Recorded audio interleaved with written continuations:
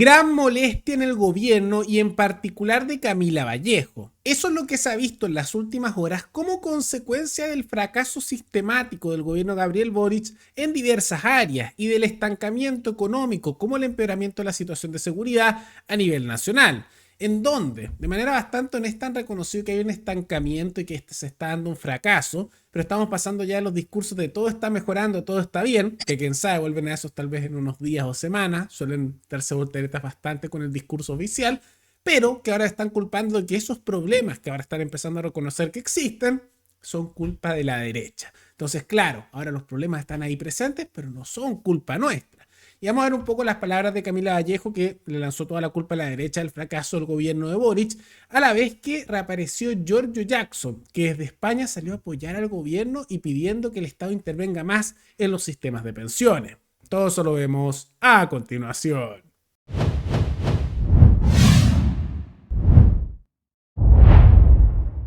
Tal como lo indicamos al inicio del programa, se han dado unas declaraciones bastante curiosas por parte de la ministra vocera de gobierno y militante del Partido Comunista Camila Vallejo con respecto a los éxitos que ha tenido el gobierno de Gabriel Boric. Ahora vale la pena hacer un contexto para recordar un poco por qué esto es novedoso.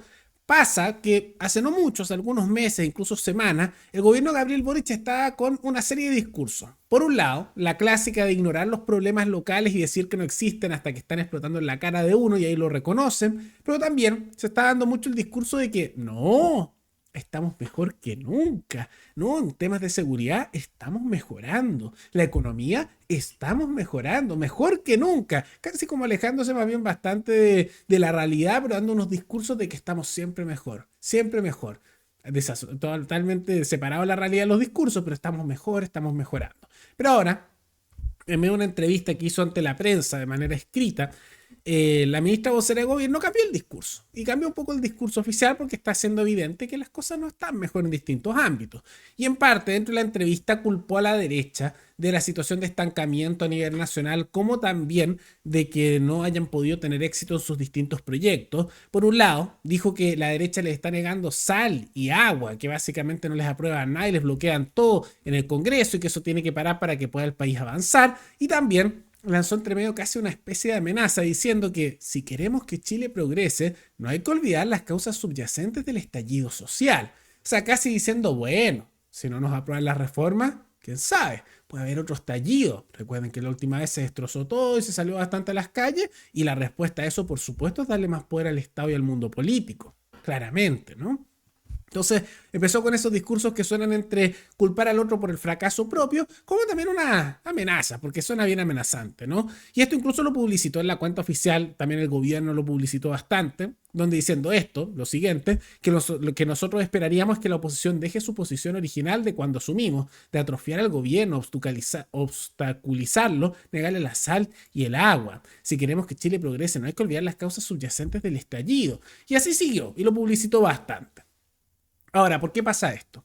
Esto pasa porque prácticamente todos los proyectos del gobierno han ido fracasando. En parte porque sí, la derecha los vota en contra, una de las pocas cosas que hace bien la derecha como oposición, porque en realidad también han sido bien malos en otros ámbitos, no proponen nada, simultáneamente no hacen muy buen bloqueo de otros proyectos, pero pasa que muchos de esos proyectos, además de que un sector de la derecha los vota en contra, que está bien que se bloqueen porque aumentan mucho el poder político, el poder del Estado y por lo tanto la intervención del mundo político en la vida de las personas.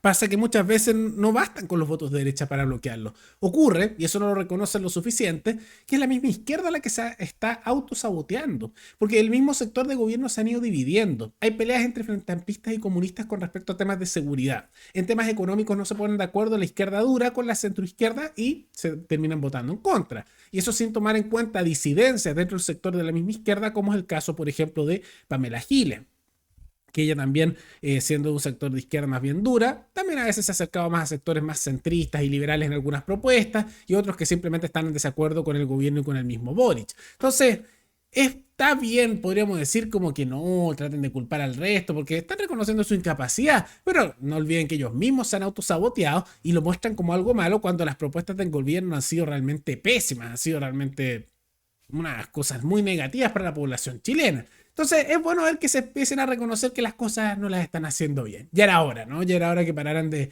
estar con esa idea de como que todo estaba bien.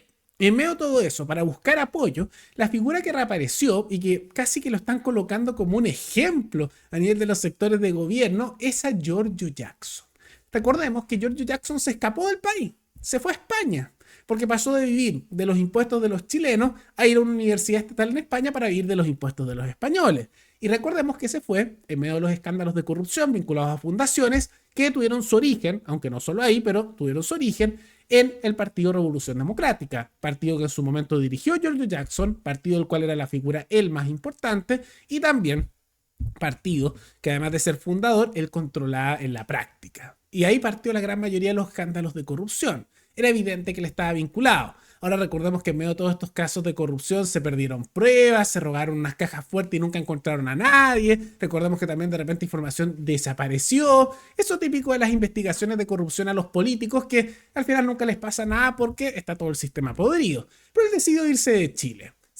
Tema aparte, se dice que eventualmente él querría volver y que está tratando de, estando viviendo en España a costa de los impuestos españoles, de que pase el tiempo y eventualmente volver a la carrera política. Incluso los sectores de gobierno dicen que él se sacrificó porque él no hizo nada mal. Bueno, él empezó a reaparecer, vinculado también a medios de la izquierda española y particularmente todos financiados por el Estado, porque nunca se financian por su cuenta. Él regresó para criticar a la oposición, criticar a la derecha, apoyar la reforma de pensiones del gobierno para que aumenten la intervención del Estado en el sistema de pensiones y lanzando medios comunicacionales, un mensaje con el cual se ve que está tratando de reingresar en el mundo político. En noviembre del 2022, el gobierno presentó su propuesta de pensiones ante el Congreso Nacional. Y en resumen, la reforma hacía 3 cosas. Aumentaba la pensión garantizada universal para que el piso de todas las pensiones en Chile fuese de 250.000 pesos. Fortalecía el pilar de cotización individual del 10%, mejorando las condiciones de ahorro de las y los trabajadores, incluyendo la opción del autopréstamo. Y aumentaba la cotización mensual gradualmente hasta un 6%, con lo que se creaba un seguro social que permitía mejorar hoy las pensiones de quienes ya están jubilados y en particular mejoraba aún más las pensiones de las mujeres por las labores de cuidado, de maternidad y la injusticia en las tablas de mortalidad. ¿Y en qué está el proyecto hoy? Este enero, para dar una clara señal de búsqueda de acuerdos, el gobierno ingresó una indicación que dejaba la capitalización individual en 13% y el seguro social en un 3%, lo que permitió que el proyecto se aprobara en la Cámara. Pero ahora pasó al Senado, donde la oposición tiene el manejo absoluto del timing. Cada mes que pasa es un mes que las personas jubiladas se van a demorar en recibir un aumento que podría llegar hasta los 150.000 pesos en su pensión. Si la reforma se hubiera aprobado, digamos, en un tiempo razonable de 6 meses, las personas jubiladas que tú conoces habrían recibido antes lo que en valor presente corresponde a más de 1 millón de pesos. Pero ya no los van a recibir. Y cada mes que pasa sin aprobarse la reforma, pierden hasta 150.000 pesos. Y es que claro, para los senadores o diputados que se oponen a esta reforma, esto puede significar una pequeña fracción de sus sueldos al mes, pero para la inmensa mayoría de las familias chilenas esto puede hacer un cambio importantísimo en sus presupuestos mensuales. Por lo tanto, la pregunta de las próximas semanas va a ser si seguirá retrasando la reforma a la oposición solo para ganarle el gallito al gobierno, aunque sea a costa del bolsillo de las personas mayores. Ya lo veremos, pero también depende de ti y de qué hagas para que no sigan pasando meses en los que tus seres queridos dejan de recibir lo que les corresponde por tantos años de trabajo. Más Estado, más impuestos, por supuesto, para financiar todo eso, y en la práctica es una propuesta que implica que el Estado intervenga más en la vida de las personas, en el sistema de pensiones, que tiene sus problemas por ser corporatista, no es la gran maravilla, pero esto lo haría peor, y que al mismo tiempo el político tenga mayor control. Este tipo de promesas mega fantasiosas a costa de nuestro propio dinero me recuerda un poco a todo este sistema que él mismo propuso y fue un fracaso total de el gas a precio justo. ¿Se acuerdan de eso? Que fue un fracaso y que tuvo pérdidas millonarias, ¿se acuerdan? Y también casos de corrupción, o las famosas farmacias populares que tanto impulsó Jao y se hicieron populares temporalmente, que también llenas de corrupción, llenas de pérdidas e irregularidades. Siempre esas soluciones que se hacen sonar como, ¡ay, qué bonito y qué rápido y qué fácil! Todo con la plata ajena y por supuesto ellos sacan su tajada, ¿no? Está tratando de reaparecer políticamente. Ahora las redes sociales lo destrozaron, no fue muy bien recibido, pero vemos que ya empiezan con estos discursos como si estuvieran en campaña, haciendo volver algunas de sus figuras vinculadas a casos de corrupción como de las principales, y simultáneamente después reconociendo errores pero tratando de culpar al resto. Ahora, ¿qué hizo la derecha ante todo eso? En realidad se quejaron diciendo que esto no debe ser, que no tiene que seguir hablándole al pequeño porcentaje de chilenos que todavía los apoya, sino la mayoría de la población, pero eran un poco esas respuestas como que no son muy duras de ningún tipo. Y claro, el gobierno lo está haciendo mal, pero no creo que debamos dejar de lado que la derecha también ha sido un fracaso como oposición. Si este es el peor gobierno que tenemos desde hace décadas, realmente la oposición es la peor oposición que también tenemos hace décadas. son sumamente blandos.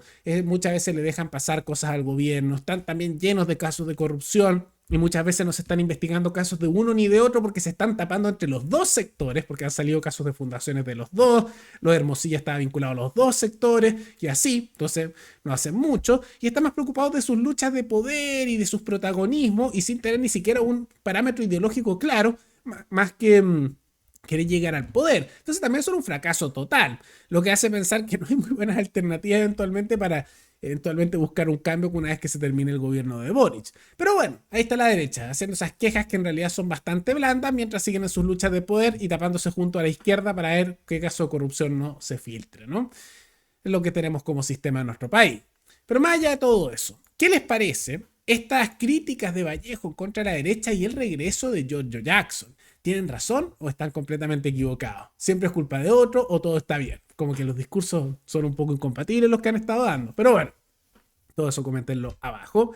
Y antes de terminar, quisiera agradecerle al suscriptor Jorge Romero, que se convirtió en el suscriptor más reciente en decidir hacer un aporte mensual al canal a través de la comunidad de YouTube. Así que muchas gracias, te lo agradezco mucho. Y gracias a aportes como el tuyo y el de otros suscriptores, que este proyecto siga adelante y se mantiene independiente. Así que si alguno de ustedes quiere hacer un aporte voluntario único por Flow, o por criptomonedas, o un aporte mensual por Patreon, o por la comunidad de YouTube, puedes ir a hacerlo mirando el comentario que se encuentra fijado abajo. Y también pueden apoyar este programa comentando, dando like y compartiendo este video en sus redes sociales. Nos veremos en el siguiente programa.